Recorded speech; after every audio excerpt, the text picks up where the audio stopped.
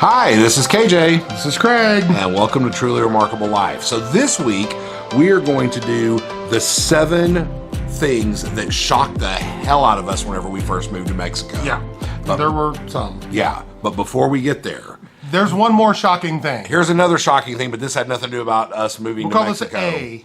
Yeah, so Exhibit A. We want to introduce someone. This is JoJo. What is this? This is JoJo. It's her debut. Oh my goodness, look at that. So JoJo is the newest addition to our family. Yes, and she's miserable. Can you tell? Oh yeah, she's just totally miserable. You're a star, baby. Give her a close up. There's your close-up. JoJo close-up. Okay. So, we actually just finished recording the video for our Taco Palooza members. They have the full backstory and everything. So, if you're interested in knowing about the whole backstory of JoJo and everything, yes, go to Buy Me a Taco and become a Taco Palooza member. yeah. I'm sure we'll share little bits and pieces. We'll be sure. As we go, we're going to share bits and pieces as we go. You'll have lots to. If you want the scoop. Yeah.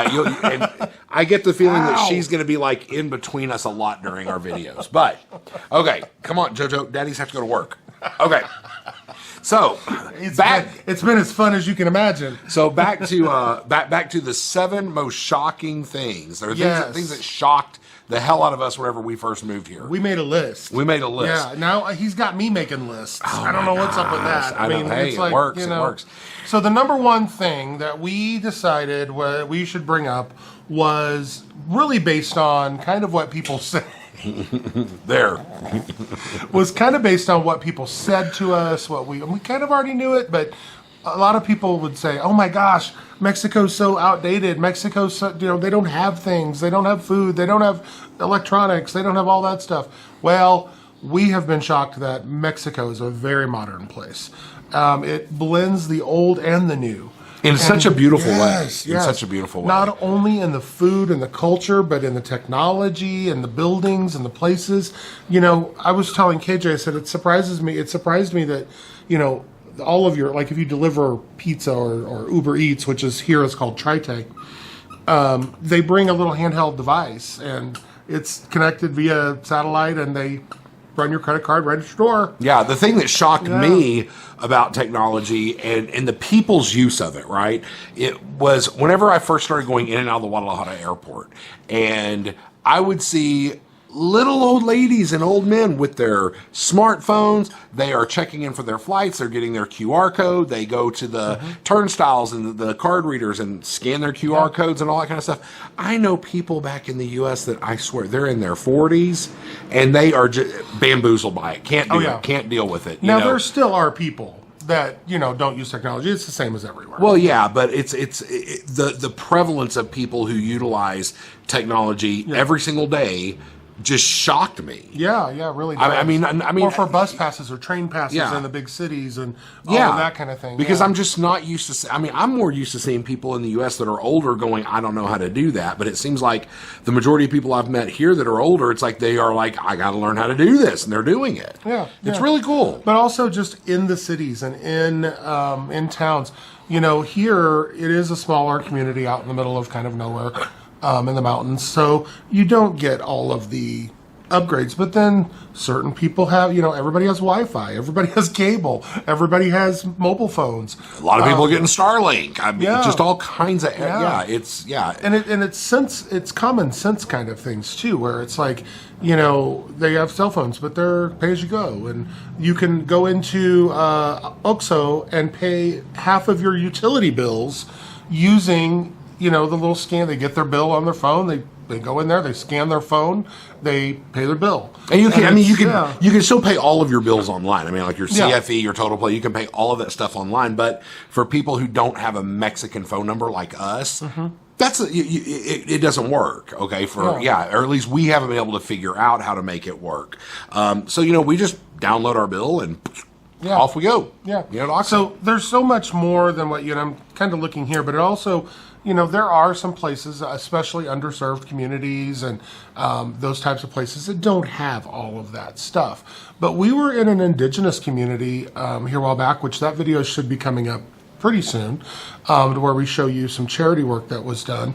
But they're walking around with cell phones, so it's not you're not in the dark ages here. No. And everybody thinks you are.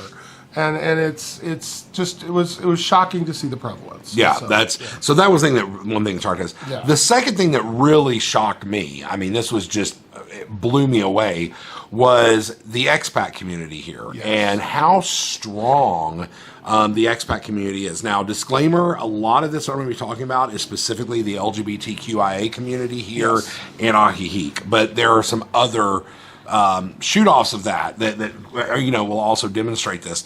I was so blown away by how welcoming and accepting and helpful that the community was. It's unlike anything I'd ever experienced before. I loved it. I was moved by it. You guys who've been long-term subscribers to our channel, you guys have heard the stories about a friend of ours, him and his husband, and one of them got diagnosed with cancer and had to get back to the States really, really fast, and how the queer community here pulled together and made that happen. And it blew me away. But even the larger expat community across Mexico, somebody that we know, they had trouble on the road heading back to the U.S. and like they had a wreck, and they were stuck in the middle of Zacatecas. They don't know where they're at. They're at this no-tell motel sort of a thing on the side of the road. That's all there was.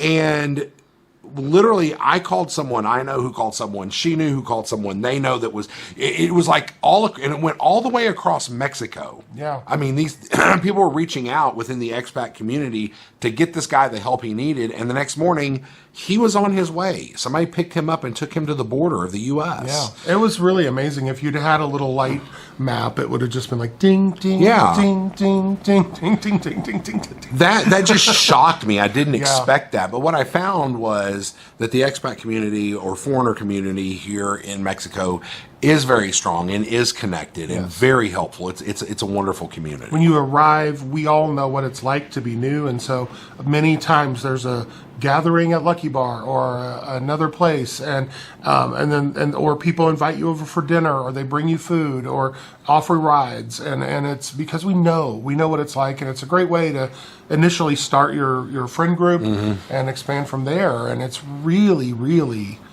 shocking. Yeah, it was shocking. Yeah. We're not using that word as clickbait. It was shocking. It was shocking. Yeah. Shocking doesn't have to be bad. No, but it's also the people. So number 3, I want to say the people in Mexico. How just kind and positive and happy they are. Everyone says hello. Everyone says good morning, afternoon, whatever. Even if they're kind of grumpy, they'll be like, "Man, what is this?" Right. I have to. You kind of have to. Yeah. But generally, everyone's very happy and smiling. Places that serve you, like restaurants and those kind of things, generally are very, it's that old-fashioned service of, thank you for being here to our business. Now, service is a little different here, so watch other videos that we have on that. And we're talking about service specifically here in the Lake Chapala area, specifically more in Ajijic, and it's a smaller village. So, I mean, But I experienced the same thing in Mexico City. Oh, yeah. But what I was about to say is there's an added thing here in Ajijic. It's a small village, and so you kind of get to where you even know the waiters and waitresses and the people and stuff in these restaurants or grocery stores or tiendas or whatever. And so it becomes a little more relaxed even. Yeah, we went to a restaurant we didn't normally go to the other day, and we walked in, and there's a waiter there, and he's like, "Hey!" And he also works at another restaurant that we do go to a lot. Yeah. And we're like, "Wow, hi, how are you?" And he remembered us, and it's just everybody's so happy to be in such a beautiful place. I think that first of all helps. And then there's also a cultural norm of it's just, enjoy your life. Enjoy your life. We do what we have to do. We have to work. We have to live. We have to pay bills. Be happy. You do be as happy as you can be. Yeah, you treat other people with kindness and happiness, and they treat you with happiness and kindness and all that stuff. I don't know that I've ever come across anybody working in the service industry around here that was just surly or snarly or anything. I don't think I've ever seen one. Right. I mean, even if you can tell they're just doing their job, they're not rude. There's not that kind of mentality. And when we go back to the United States, we are shocked by that in reverse. by just like, oh, I'm so sorry, I didn't mean to bother you. To I know. I mean, I've somebody actually else. walked up to cashiers and stuff in stores in the U.S. and been like, good afternoon. It's really rubbed off on me. I'll walk up and be like, good afternoon. And they kind of like look, I mean, literally you can see them just kind of like pull back and look at you real weird. And This person's trying to talk to me. What do they want? yeah, it's weird. Anyways. Well, that brings us to cultural norms. Yes. Number four. Number four. The cultural norm is they would sooner pull their own toenails out than to be rude. But also, there's a kind of a culture of you don't say no that you don't want to do something. You don't just flat out say no. We've talked about that. Where they'll hem-haw around. If you don't get a solid yes, then you're getting a no. Right. You know. And even if you get a solid yes, make sure you get a date. Yes, and a time. A date and a time. It doesn't mean that it doesn't mean that people will be on that time. Yeah. They're going to be late. I mean, it just is something that is very common here, but without that plan, it's not really a yes. No, it's not. And the history here is kind of palpable everywhere you go. Mm-hmm. It's built into the everyday culture. You'll hear music that's very indigenous or very historical based. Lots of influences from other countries. You hear that banda music with the accordion in it, and I mean that's German. I mean it's German influence. Oh, I hear music that obviously has a Middle Eastern hint to it. Yeah. And so you get those flavors from every place, but it's part of the culture. You got to remember that there was before us, there was before the conquistadors got here. There's a lot of indigenous communities and different customs and norms that have carried over in little pieces, very beautifully so. And you'll see the patterns that go on their clothes and the types of things that are used in your home all have those symbols and those things on them. Yeah, there's some cooking proud. methods. There's some cooking methods here that you can tell have been around for centuries. Oh yeah, we have no idea. You think, a taco, right? Just throw some taco meat in it. That's not what happens. There's different types of meats, and those different types of meats have ancient, complicated recipes that give them distinct flavors. Yeah, it's absolutely amazing. Wow. And the buildings and the architecture, I mean, all around Mexico, you can see so much history, and you can see history that is pre-colonial, colonial history after. It's amazing, and it's absolutely beautiful. This town itself was started in the 1500s. 1500s. Yeah. There are buildings here that are hundreds of years old at their base. And so it's you go to Mexico City and there's buildings that are built in, the 15, 16, 1700s. It's amazing. And it's beautiful. And then there's a freaking pyramid in the middle of town. Mexico City, yeah, there is. Mexico City, yeah. And so all cities like Guadalajara, you see the Spanish influence and buildings that used to be a palace and now it's an OXXO. They just reincorporate. They just remix it up and use it in a different way. Okay, so moving on to number 5 would be language. So something that shocked me, was when we got here to the Lake Chapala area, English was very widely spoken, and that did shock me. Because here in this area, there is such a foreigner presence that English is widely spoken among the gringos. And a lot of the local people are trying to, especially the younger people, are really trying to learn English. Yeah.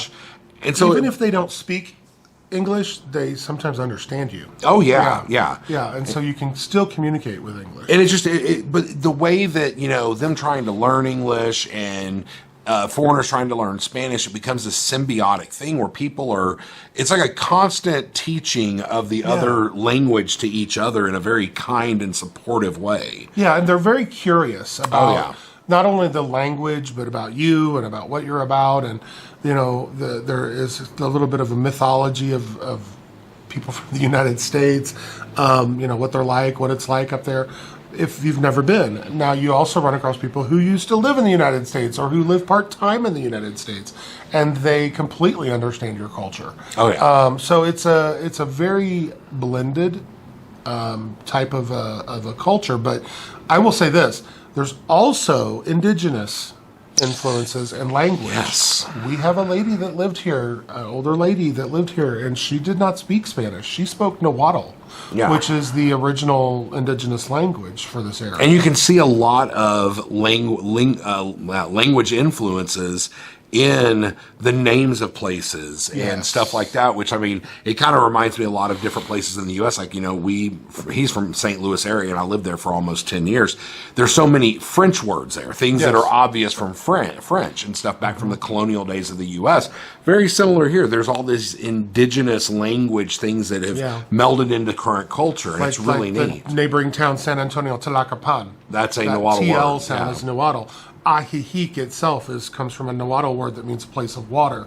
You know, so there's very much a blended with the language, the food, the culture, the people, and it's part of daily life. Yeah. It's part of daily life. And so it is surprising and it's beautiful. Yeah. Now, I will say we should go on to food. Which is number 6.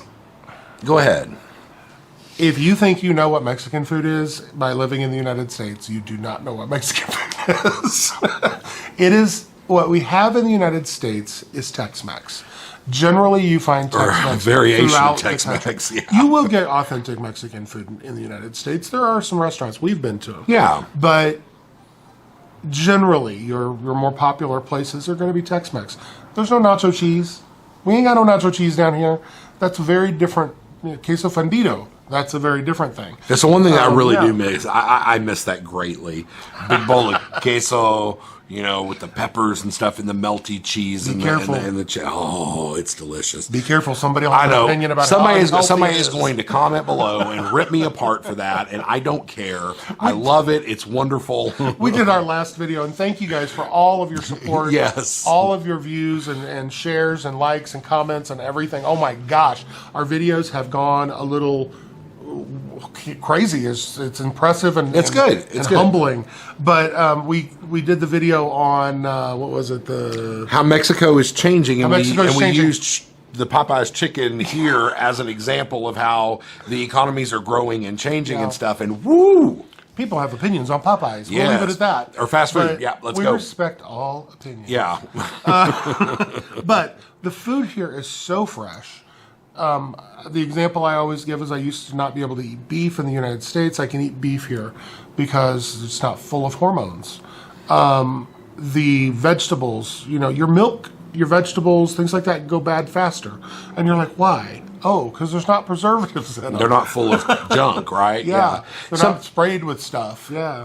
I'll talk about, you know, street food. So, you know, we get a lot of questions from people who've never really been to Mexico, and they're or outside of the U.S. or maybe different parts of Europe or whatever. Yeah. But they're very concerned about street food. You know, street food is a common thing in most countries in the world.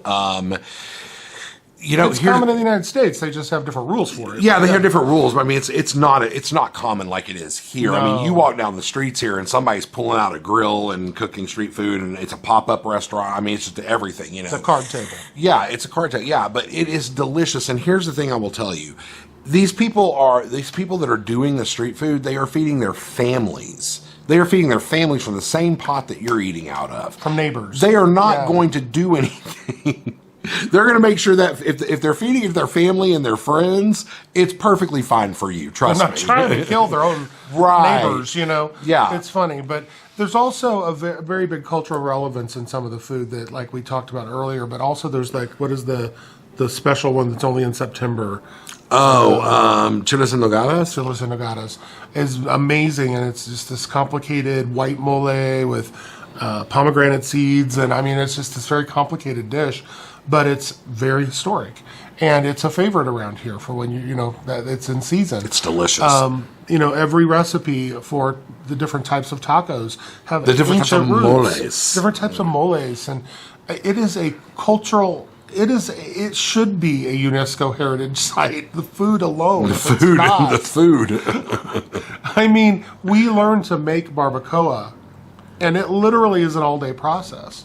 And so, you know, you really start to respect the fact that it's not just throwing some taco meat in your taco. It is and the a recipe long-standing history. And the recipe requires leaves from an avocado tree. I mean, you can tell these things have been recipes for hundreds of Harvested years. only on a day where it's hardly sunny. No, but it does make a difference. And the food is not overly salted. The food is not you get flavors in the food, not just salt. Yeah. You get variations in the types of foods. You have unique individual kind of things that are, just in that area. Like we have tortas ahogadas, which is drowned sandwiches with like a jus type all over them. And I mean, that's very. In each place you go, there's different specialties. Yeah, I mean, that is something that's really important to mention. It's just like, I'll use the U.S. as an example, but like, different kinds of foods are more prevalent in different parts of the U.S. And, you have like clam chowder up in the Northeast and New England. And Tex-Mex, obviously, it originated from Texas. You've got Creole food down from New Orleans. Mexico is the same way. It's huge. There's all these different regional things, and I mean, like, I will never understand why in Mexico City you have to tell them you want cheese in a quesadilla. Exactly. It just makes no sense. They don't put cheese in quesadillas. quesadillas. You have to tell them you want cheese in a quesadilla. The rest of the country uses cheese. Yeah. Anyway, okay. We don't understand. Someday, maybe.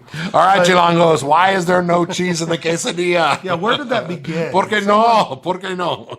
So where did that begin? Tell us about that.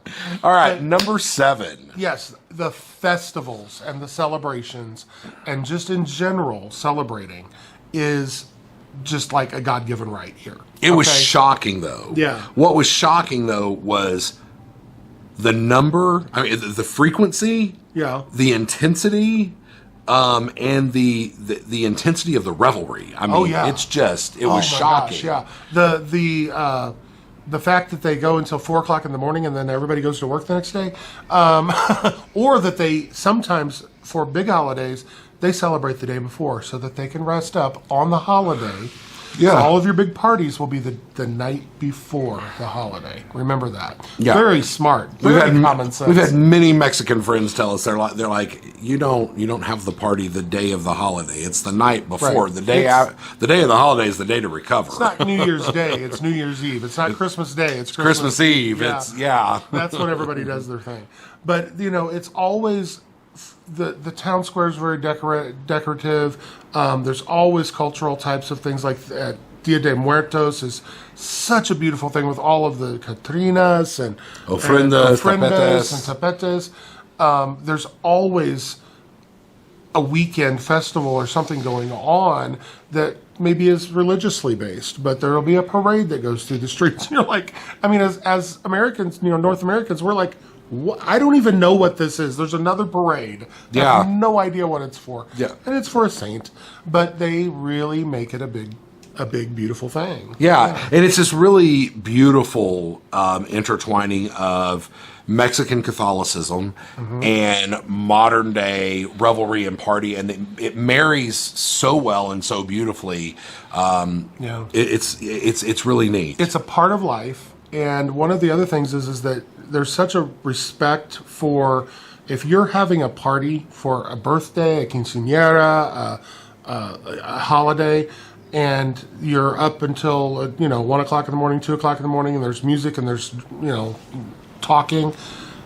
Okay, your neighbors put in some earplugs and they go to bed. Yeah, and they don't worry about it. And then when they have one, you put in your earplugs, you close your doors, and you go to bed. Yeah. And you don't worry about it. It's like people are happy that their neighbors are have something to celebrate and are enjoying life and all that sort of stuff. And so, maybe it inconveniences me for a few hours one night, Put a pillow over my head. I'm good. Let them enjoy their time. And they're inclusive. If you have never been, if you're ever invited to a Mexican party, go. Yes. Because it'll be amazed. And in fact, be careful if you move here and you're like, these people next door are having a big party. It's 2 o'clock in the morning, and you go storming over there to knock on the door. Be careful, because you might get some tequila poured down you, and you pulled right on in, and you might end up changing your mind about it.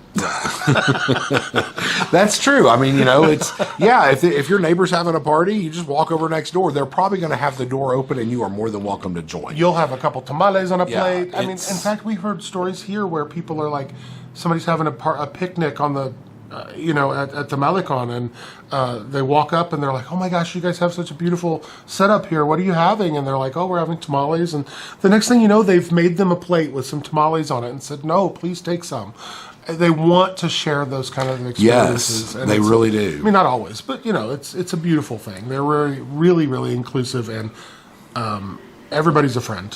When you're having fun. And and the thing is Mexicans are very, very proud of their cultural heritage, and should be, and I mean, in a beautiful way, and they want to share that. If you truly are inquisitive and curious about it, they want to share that with you, and it's a wonderful thing. Okay, so those are just a few things that surprised us when we came here.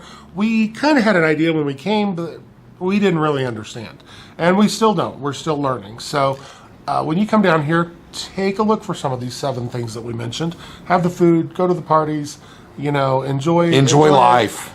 Practice the language, it's fun. Yes. Have fun with it.